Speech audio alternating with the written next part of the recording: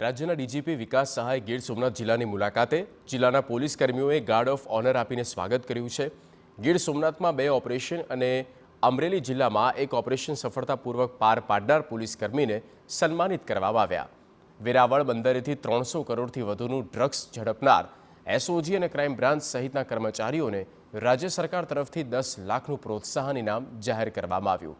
ડ્રગ્સની માહિતી આપનાર બોટ માલિક અને ખારવા સમાજના અધ્યક્ષ જીતુ કુહાડા તથા કિશોર કુહાડાને પણ ડીજીપી વિકાસ સહાય સન્માન્યા હતા।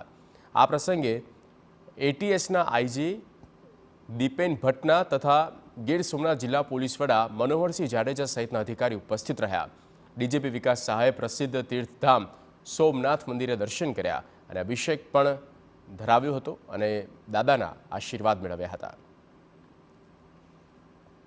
સરકાર તરફથી પોલીસ સ્ટેશનોની આખા દેશના પોલીસ સ્ટેશનની રેન્કિંગ થાય છે અને એ રેન્કિંગની પ્રક્રિયામાં ગુજરાત રાજ્યની જે પ્રથમ રેન્ક્ડ પોલીસ સ્ટેશન હતી એવા ગીર સોમનાથ જિલ્લાના જે નવી બંદર કોસ્ટલ પોલીસ સ્ટેશન છે એને પ્રથમ રેન્ક મળ્યું છે, જેમાં માનનીય ગૃહમંત્રી શ્રી ભારત સરકાર તરફથી એક પ્રશંસાપત્ર જે આપવામાં આવી હતી